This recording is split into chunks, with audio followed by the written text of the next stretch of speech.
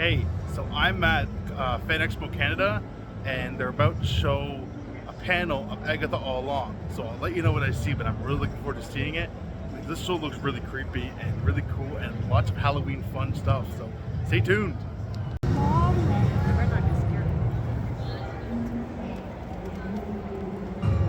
Luigi! Mario!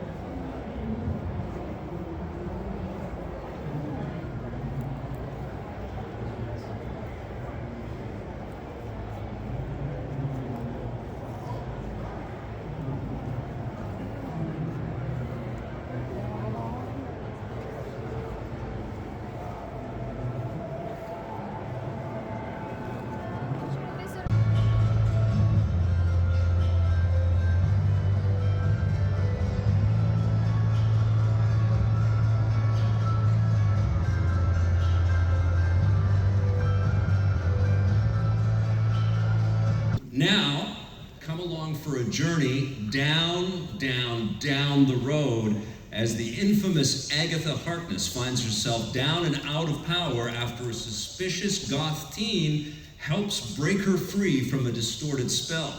Her interest is piqued when he begs her to take him on the legendary Witch's Road, a magical gauntlet of trials that, if survived, rewards a witch with what they're missing. Please help me in giving a huge Canadian welcome to the writer, director, and executive producer of Agatha All Along, Jac Schaeffer. Yes.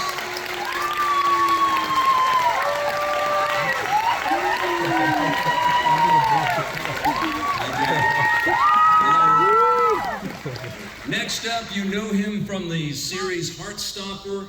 Please welcome the brand new mysterious addition to the Marvel Cinematic Universe, Joe Locke.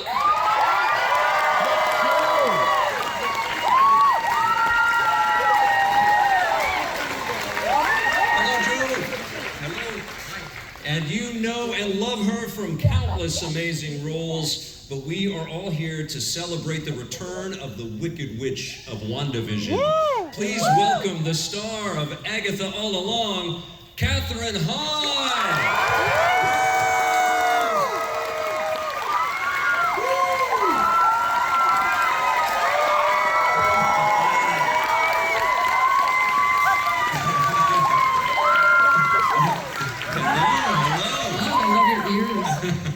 Spot the Canadian on the stage.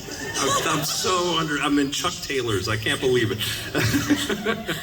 All right, we have got some great questions for you guys today to find out about this show. Well, for these wonderful people. I want to start with one for everyone here. Why don't we start with Jac first? Is Agatha a villain? Oh, I mean, yeah. I mean, she isn't in the sense of the MCU, right? The MCU loves their labels, and so in that sphere, she's coded as a villain.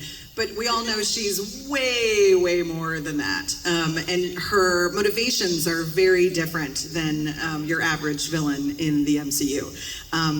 Yeah, and she's far more spectacular. Joe, what do you say? Do you think Agatha's a villain? Yeah, I think the best people are, you know. Villains have so many layers to them, you know, not just, they've got more motivations than heroes, I guess. We're learning a lot about you, Joe. They really are. And Kathryn, what do you think? Is Agatha a villain? I mean, you can't put Agatha in a box.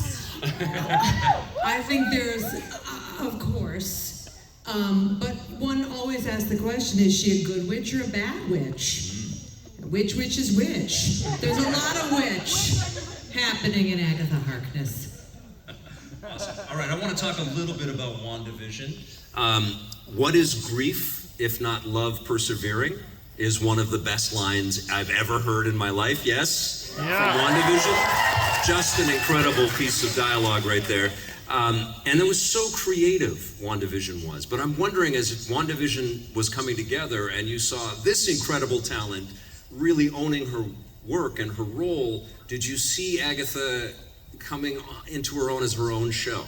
was that happening for you? Not at the time that we were making WandaVision, no. But it was very deliberate that at the end of WandaVision, we put Agatha on ice. You know, we were never going to kill that lady off. We were always going to stash her somewhere.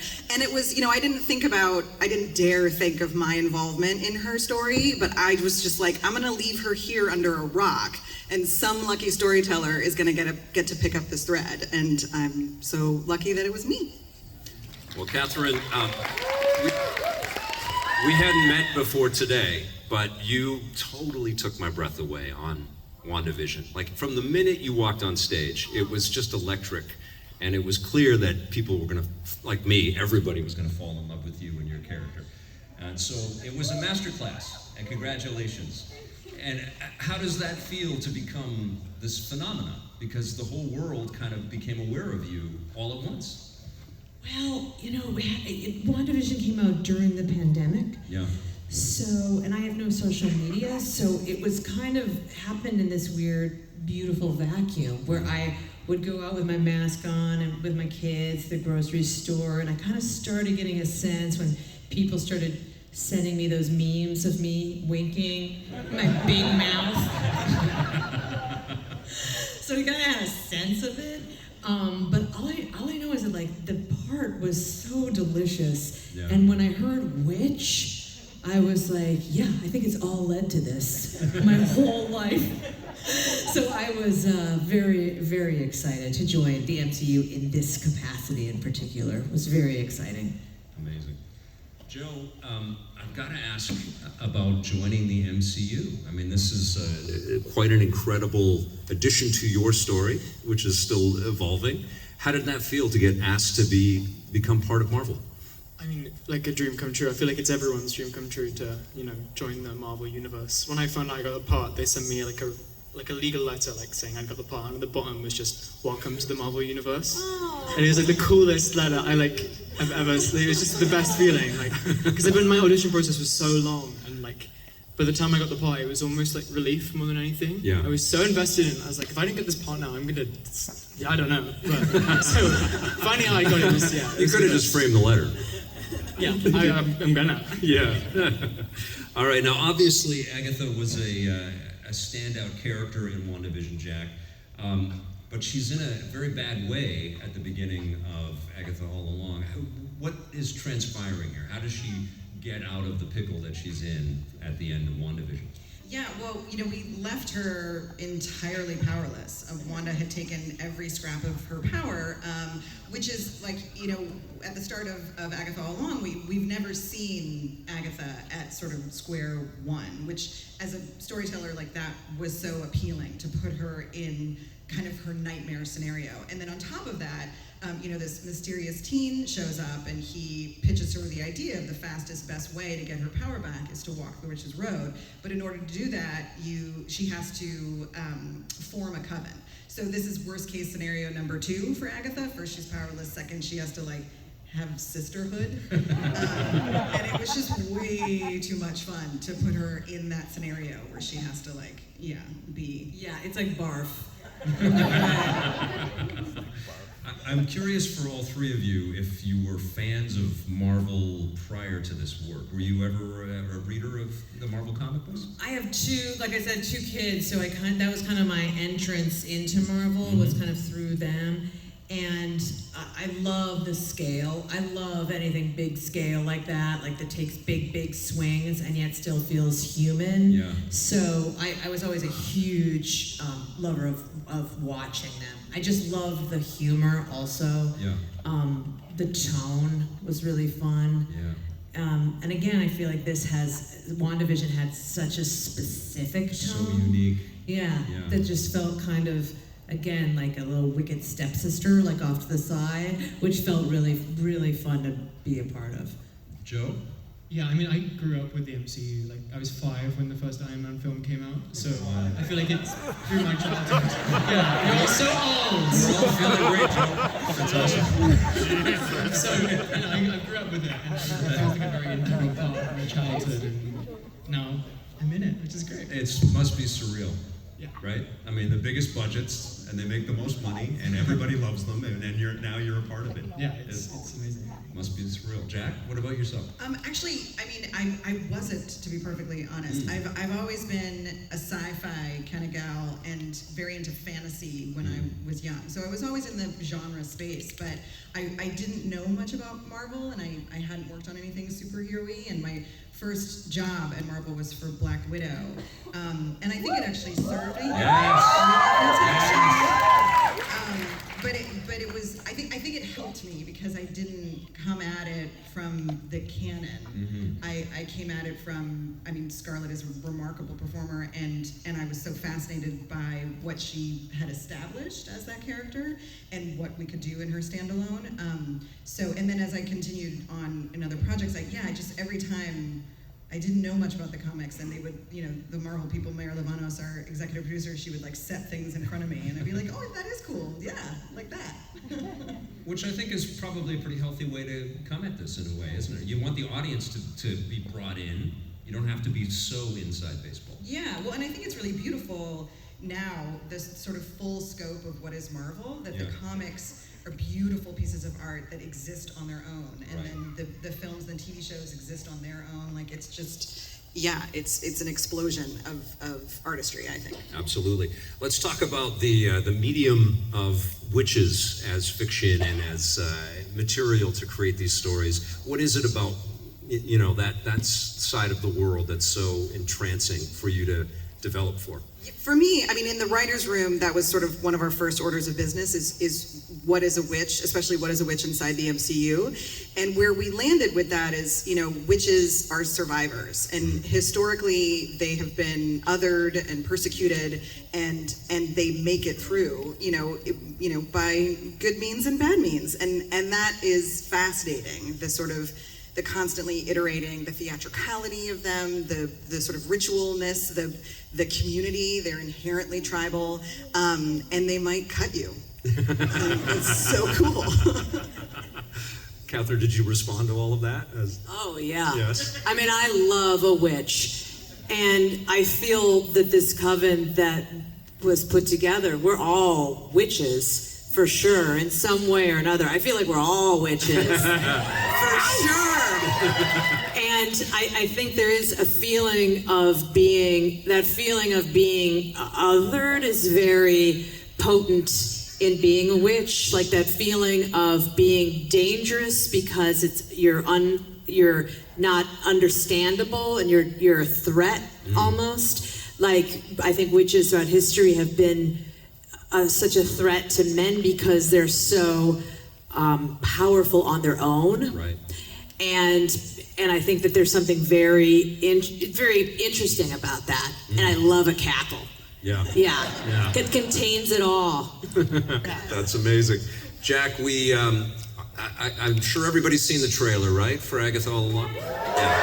It's incredible. There are some interesting cameos and connections to WandaVision built into that. Can you elaborate a little bit? What are the people of Westview up to in this show? Those poor people of Westview. They've been through so much. Those performers are such terrific people, and we're so wonderful to come back and be in Westview with us again. It's a corner of the MCU that is totally fascinating to me, and I'm interested in returning time and again. But it was such a great place to launch the show and to kick off Agatha's story. So we love our Westview. Now, one of the cool things about Marvel is the team-up situation that they have. They have these beautiful comics where they pair superheroes and stuff. Kathryn, I'm wondering if you've ever thought of a hypothetical team-up for Agatha. I mean, this particular chemistry is pretty right on. If it was outside of this coven, I've always thought Loki would be fun. Yeah. A lot of mischief. Yes. He isn't that now, though. No, I know, but there's a version of him that would be, though. Yes. Yes, I like that. All right, well, we know that Joe is playing a character named Teen. Teen. You'll laugh, but that's actually his name. That's his. You're going to be that's laughing when you watch the show. Can you tell us about your character, Teen? Yeah, he's like a goth, mysterious teen. There is a mystery there. And he goes to Agatha, and he's the reason that they go on the road. He persuades Agatha to take him down the road. You know, he's a big fan of witches, but he hasn't got the power yet. And so him and Agatha, they find this coven and go on the road. Love it.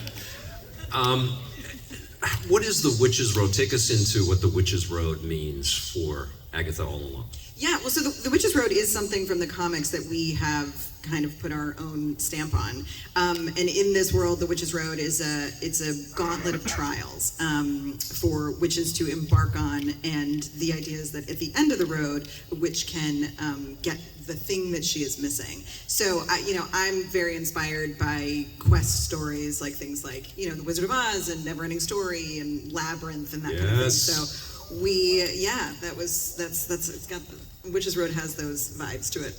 Very cool. Now, one of the things that you did with WandaVision is you kind of, you and the whole team, you had presuppositions about what a Marvel show was going to be.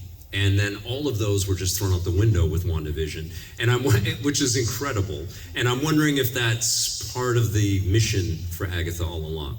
Like, if you go in expecting something, are we getting something totally different? Yeah, I mean, that was part of the thrill of both making WandaVision and rolling it out, was the surprise of it and designing it to try and maximize fan enjoyment. I mean, we made WandaVision with so much love, and we tried to do it again with Agatha. And so it is a puzzle box show. It has a lot of mysteries, a lot of unfolding, a lot of left turns, a lot of rug pulls. So yeah, get ready. Awesome.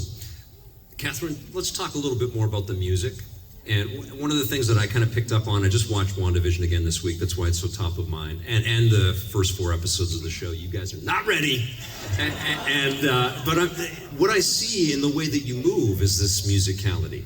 Just the way you swing your elbows. I'm wondering if there was. It's amazing though. You're just floating through the scenes, and I'm wondering if you had, a movement coach or dance instruction or anything like that.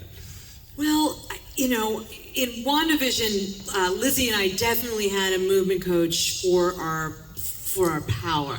So that was so that we wanted to make sure that we each had our own language. And I think though for Agatha, it really was in the writing for me. It was like not overthought. It was just a very musical. I don't know, there was a musicality in the writing of her. Yes. So yeah, it did definitely come out. And through her costumes, there was so much fabric how could you not play with it? Yeah. So it was definitely baked in, for sure. Very cool. Yeah. Very cool. Yes. I want to ask about the other characters, some of the witches in the coven here, which are from Marvel lore. You've got Jennifer Kale, Alice Wu Gulliver, and Lilia Calderu. Can you take us into who these characters are and why they were important to the story? No. But, or some of that. So Jennifer Kale is played by Sashir Zameda, who is like a deadly funny comedian, and she is a kind of wellness guru. It was an idea early on in the room that there would be an intersection between wellness culture and potions and that kind of thing. And so she's a real bitch, right? Yeah. We love our Jen Kale. And then Patti LuPone plays Lilia Calderu. Yes, that is the correct response when the name Patti LuPone is conjured. And she is a divination witch, and she's Patti. There's really nothing else to say. And then Alice Wu Gulliver is I'm sorry, I'm just realizing I'm trying to pull back on spoilers. What do I say? Yes, I know. I know. It's so tough. So tough. She's real cool, you guys. She's real cool. Jack, do you think people should watch WandaVision before they get into Agatha All Along? I mean, I think it enhances the watch. Yeah. It's been my mission at Marvel to make projects that stand alone. I love being part of a mythology. It's such an honor to be part of a larger tapestry, but you always want your thing to be able to stand on its own 2 feet. Yes. But I do think seeing WandaVision in advance of Agatha just makes the watch a bit sweeter. Very cool. Joe, congratulations on your theatrical run with Sweeney Todd. So cool. You were so good. I'm wondering if it felt a little bit like you were still on a theatrical live theater type stage on this show. It does feel like there are some big moments like that. Yeah, I mean, it almost was like Agatha was the training for Sweeney because we came first. Okay, gotcha. But you know, spending 6 months at Pilot Pone every day is the best theatre training you could ever have. But yeah, I think there's definitely some parts of Agatha that are very theatrical in that space. That's amazing. Kathryn, I hope that there is more of Agatha All Along. I hope that this is the start of more seasons. I don't know, but I'm curious to hear where you would like to see Agatha as a character go. Are you Thinking of where you would like to see her pop up? Oh gosh. I mean, I think it was very important that this be like a beautiful, like just a gorgeous piece on its own, but I am open to anything. Yeah, my resume is out there. Well, here's your contract. There you go. Thank you. Okay, well, actually, I do have one more for every one of you. Without spoiling the moment in the show, can you tell us about your favorite day working on Agatha All Along? Oh, I mean, for sure it had to be, this was one of many days where the coven, all of us were sitting together, our chairs facing each other on stage, having some sort of snack, talking about the next snack, and it was Patty just singing something, and all of us just gabbing, and you had to just my mind just like stepped back, and I could not believe that it was happening, that it went from that extraordinary experience of WandaVision to this on this set that was the road that is so incredible. It really felt like a fever dream in like a good way. It was like, it really was magic. There's a lot of magic moments on this show. That's awesome. Joe, do you have a favorite moment? Do you remember when Patty, she was trying to find a song on her phone to put on? Oh, yeah. And she I don't know how she found this like conservative Christian like song called "I'm Married Up," and it was about this like Southern man finding a wife who he can put in her place, and she, like, ironically, was like singing this song and then like listening to lyrics and getting so angry at it. But it was so funny because she was like, "Turn this off! Turn this off!" It was just, yeah. She was singing along at the same time because she couldn't help it. You're selling so many Patti LuPone records in this panel. It's amazing. And Jac, it must be just this most incredible thing to watch all of these performers just bring it all to life. Absolutely. I mean, we have the absolute best cast. It's an embarrassment how terrific this cast is, and how well they connected. And they're all witches, and there was a lot of magic on set. And as Kathryn said, we did a lot practically. The show was almost entirely practically, and so all of our our special effects and the road that we built, it was bananas. All of those folks together. Amazing. Well, this is a surreal moment for me, I have to tell you all. This is incredible. I was watching your show, on my TV in my basement the other day, and here I am on set with all of you. It's incredible. Let's give it another round of applause to the cast and crew. Kathryn Hahn. Say hi to you guys. Joe Locke.